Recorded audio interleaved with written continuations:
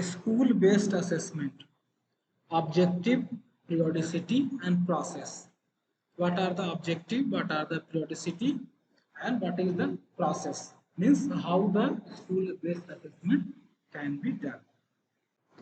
First, in order to understand the school-based assessment, SBA, what are the motive of assessment? Means why we require assessment.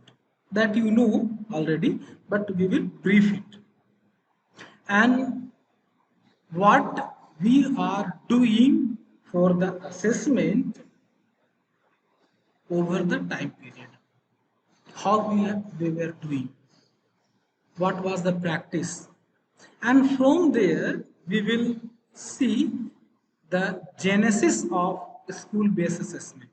Means how the school-based assessment emerged as a modality of assessment. So, very briefly, when we say we have two terminology in the education. One is the assessment, another one is the evaluation. When we talk about the evaluation, generally evaluation we are doing for the grading purpose, to grade in a number, numerals, or in a letters. But the primary is the grading. There is another terminology which is the assessment. And assessment we are doing for understanding the learner. Here grading is not a main focus. Here the focus is to understand the learner's difficulty and strength in the learning process, so that on time the concern of the student can be taken out and the learning achievement can be enhanced by helping the student. So this is the process of assessment. Now come to the initial time.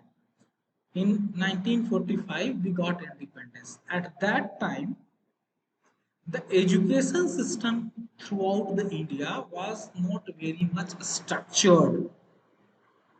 Education was not available all throughout the country, and whatever the education was available, that was requiring the overhauling of the system. Overhauling means it will be from the management point of view, it will be from the teaching learning point of view, it will be from the assessment and evaluation point of view. And that time there was a concept of assessment in a very limited manner. We were actually doing the evaluation, and that was the out of the school evaluation. Means at the end of year, the question will come from the outside agency that will be given for the assessment or evaluation, and on the basis of the response of the student we were assigning the mark, grades. It may be the numeral grade or it may be the alphabetical grade. But we know that that was not helping much, and it was realized that by doing that we are actually delinking evaluation and assessment from the teaching learning purpose. It was a process of delinking. But the learning theory and the theories of assessment and evaluation that we have says that the teaching learning process have a inbuilt assessment and evaluation process. So I was saying that during that time the assessment and evaluation was delinked from the teaching learning. But we know that the assessment and evaluation is an integrated part of a teaching learning process. It can never be delinked. So the concern was taken when we have framed the National Education Policy 86. And the National Education Policy 86 says that the assessment and evaluation process should be the inbuilt in the teaching learning process, because it is the teacher who is teaching the student knows their student better, and a universal question cannot serve for all the students. So I was saying uh, that National Education Policy 86 uh, says that the assessment and evaluation should be linked with the teaching learning process. Why? Because it is the teacher who knows their student better. They know their requirement. They know them, and they are required to know that what they require. So the external agency who is conducting examination will not be very much fruitful. Okay, so that's why that was suggested by NEP 1986. Then, in order to make the effort, CCA was introduced, and in a different part of a country, in a different form, CCA was existing since a long time. It may be like more than 25 years. CCA was existing with a thought that through the CCA, the curricular and co-curricular areas both will be assessed, and a teacher will be able to understand that where the students are lacking, what kind of a support the student requires, and a student will also understand that what are the area where they are facing problem and what kind of a support they require. So that was the thought. But CCA was also not able to address the problem. There was a several reasons. The first reason was that in the name of inbuilding the assessment procedure in the teaching learning process, it was misunderstood that teachers are supposed to conduct tests at a regular frequency. So the mechanism of inbuilding is misunderstood that we have to take at a regular periods. It may be 1 week, it may be 1 month, like that. The periodic test it become. The second thing was conducting so much of a test at a regular frequency started creating problem. Started creating problem means it was started dominating the teaching learning process. So testing now started dominating the teaching learning process. The primary focus was in the teaching learning, and the testing was to understand the learner, which was the inbuilt mechanism. However, the situation that we have seen, it was teaching learning become a secondary, and the testing started dominating. So the purpose was not served. And more importantly, we have thought of implementing CCA by thinking that it will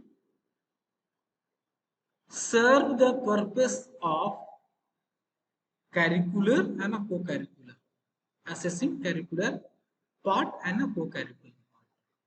But in the majority of the case, it was found that the assessment is focused only for the curricular part, not a co-curricular.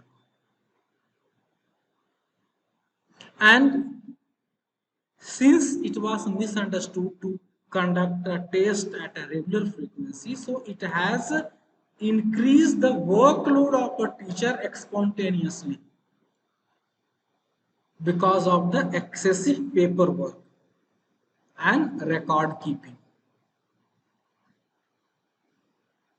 So, on the one side, our purpose is not fulfilled, and on the other side, it is creating unnecessary burden on the part of a teacher, on the part of a school management. And it is not only that it was creating a problem for the teacher and the management. It was also observed that it is creating problem for the learner. What problem for the learner? Because at a regular interval, the test was being conducted. So student also, they have started memorizing and remembering the content, rote learning to excel in the test because it was conducted as a regular frequency. So the frequency of memorizing and rote learning was more. The incidents of, because it is at a regular frequency. And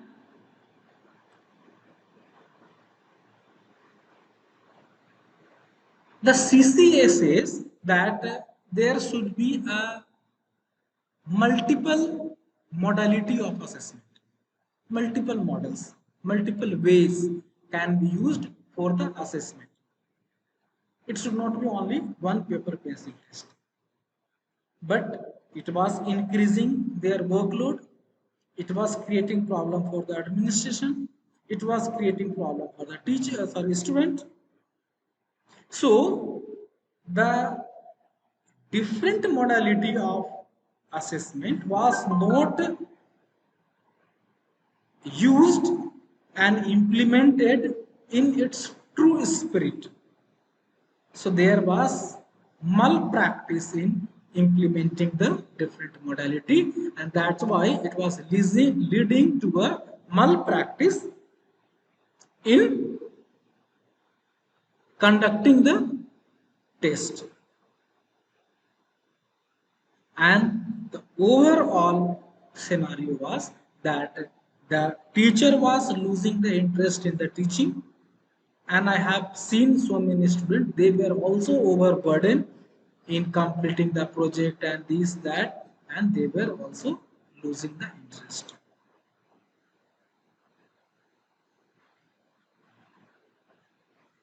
And that lead to the distrust in the CCE. That lead to distrust.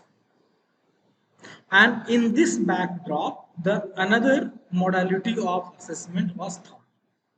Then what should be the modality to overcome? Because we know that the teaching learning is a inbuilt with the assessment. It should be inbuilt mechanism because a teacher must know about the student. So what we should do?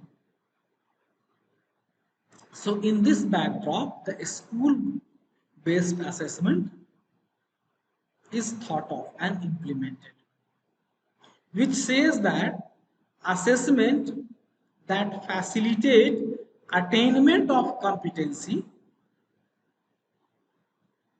specified in terms of a learning outcome in a holistic manner during the teaching learning process. During the teaching learning process, not after the teaching learning process.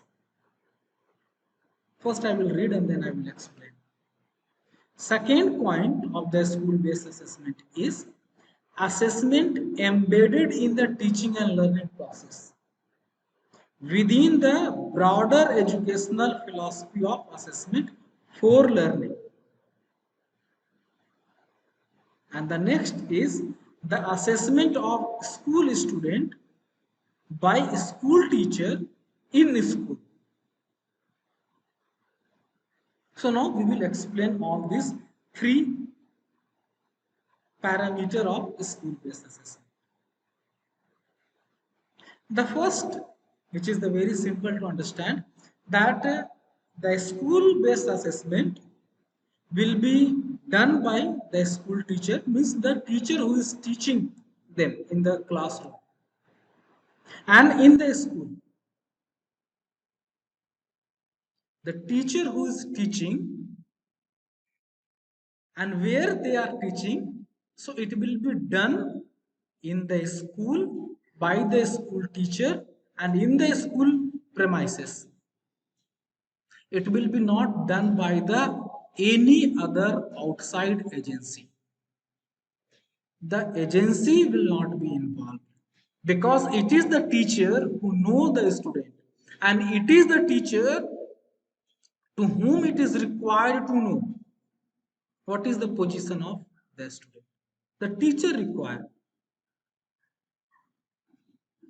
and that's why the teacher is required to know, because it is based upon the broader philosophy of education philosophy of assessment for learning, not assessment of learning. No, in the school based assessment we are not concerned about assessment of learning. Assessment of learning means what you have learned. No, I am not concerned.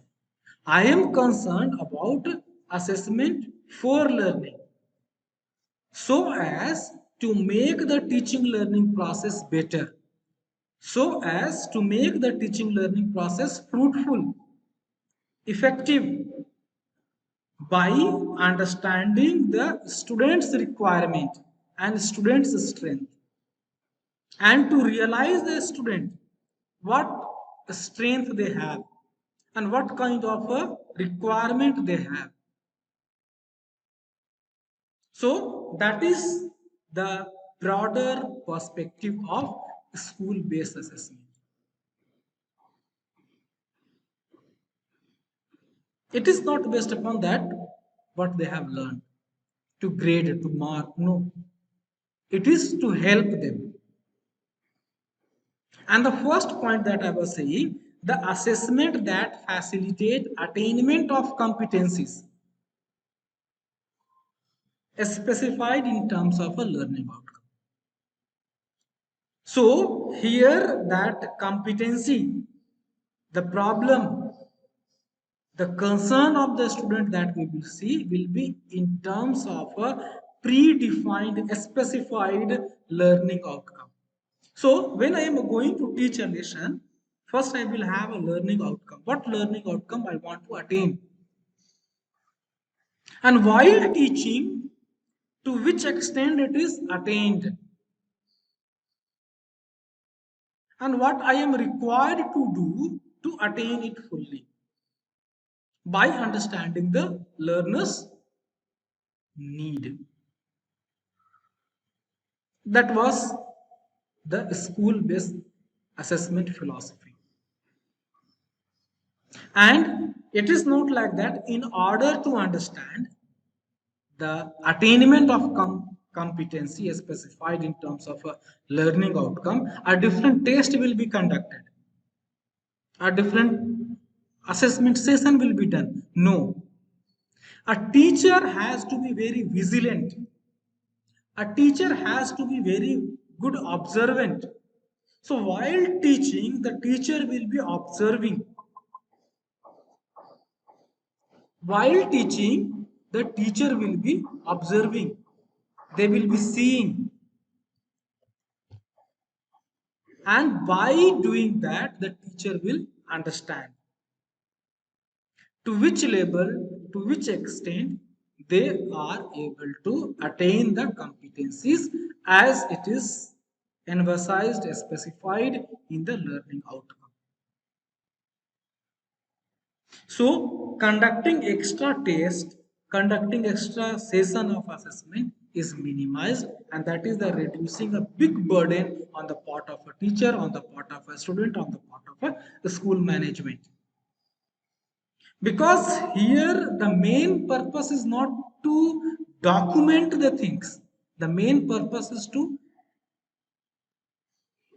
assist the student. That is the main purpose. So this is the school-based assessment. There are silent features of a school-based assessment. The first is the it integrates teaching, learning, and assessment, as earlier I have shown that it is a process of integration of a assessment in the teaching learning process. It is not a process of segregating, and it is also a modality to reduce the workload and burden of documentation, recording, reporting on the part of a teacher. And it is also reducing the burden on the part of a children. And that's why it is a child-centered activity based pedagogy. It is a child-centered because here I am also minimizing the burden on the part of a student. And more importantly, it is focused on competency development rather than the content memorization. Because when we are taking uh, assessment after the session was over, after the class was over, it was leading to a memorization. But here the main purpose is not to memorize, rather than to help the student to develop the competency. So it was focused in that.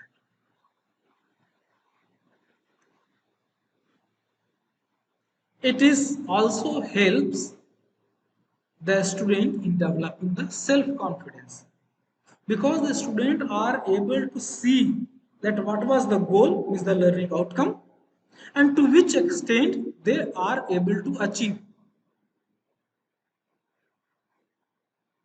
So it was developing a self-confidence in a children, and that's why it is a process. It is emphasized that it will re-establish the faith in the education system and the teacher. That is the emphasis. We will see that to which extent it will uh, fulfill those things. Then the next thing is, that is a very important thing, that we have seen that how the school-based assessment is came, what is the genesis of school-based assessment, in which backdrop it was evolved, formulated, and what is the aim which is visualized to attain through this school-based assessment. But here, the one of the important part comes, that how we can do the school-based assessment. One of the important thing. Okay, so these are the things. But how we can do the school-based assessment? That is the one of the important. So in order to do a school-based assessment, certain modality of assessment we have to take in our mind. The first thing is that through the observation, while the students are learning, so a teacher must be a vigilant observer. A teacher must be a vigilant observer and observe what the students are doing, how the students are doing, and what kind of difficulties they are facing, so that on timely a teacher can provide a support to them.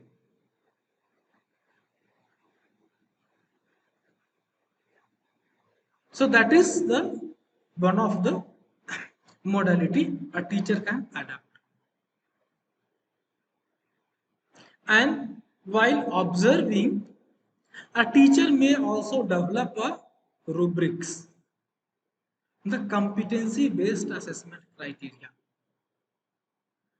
to track their progress and track their attainment as per the learning outcome.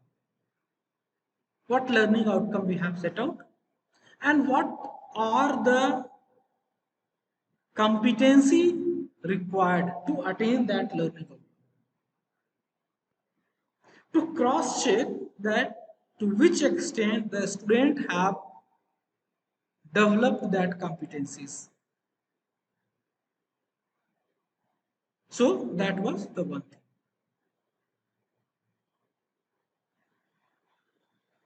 Then when we see the next modality of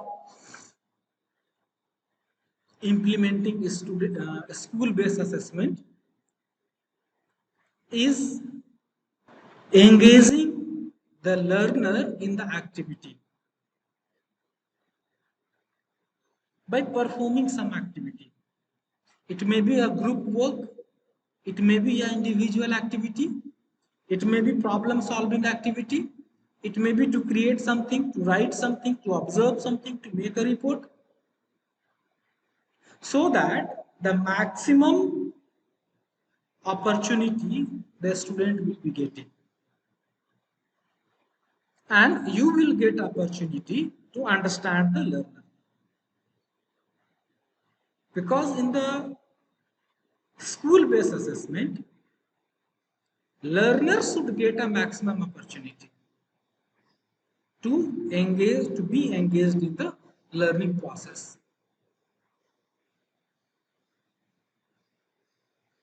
It may be like that we can engage them in the problem posing and problem solving. The point of saying is that when we are thinking of implementing a school-based assessment, we have to engage the learner in the learning process. And then the teacher must be very vigilant, because here we are not conducting any type of a testing session. Here the teacher have a responsibility to observe and to point out. So this was all about the school-based assessment. Now we can have a question answer session. If you have any kind of a question, you can ask now.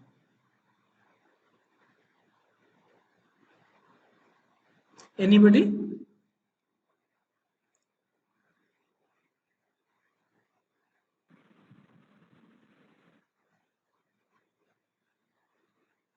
Anyone?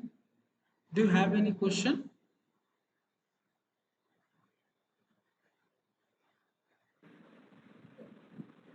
Sir ये सारे class आप YouTube में डालेंगे?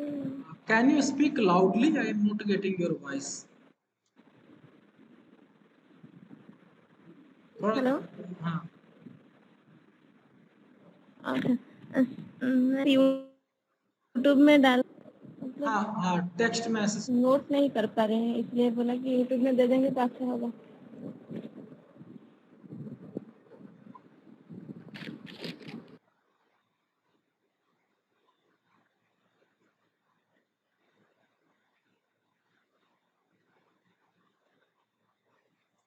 Can we use portfolio in school-based assessment? 1 minute. Yes, we can use the portfolio assessment in the school-based assessment. We can use, but remember, uh, as a part of a school-based assessment, we don't prefer to have so much of a paperwork.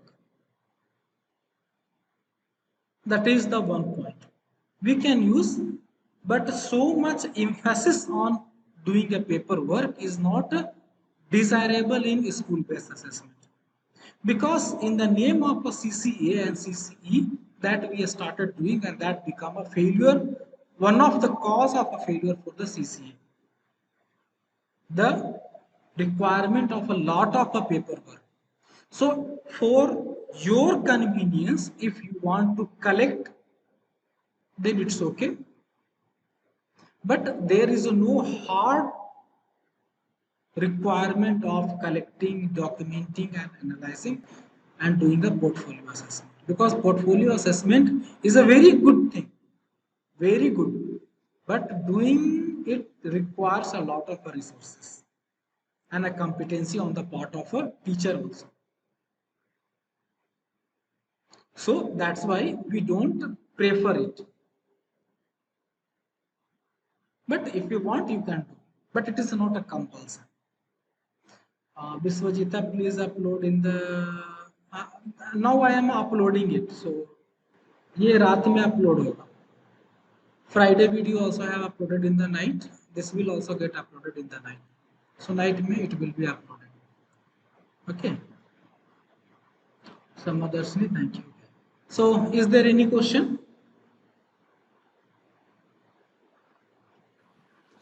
Hello, sir. Am I audible? हाँ बोलिए.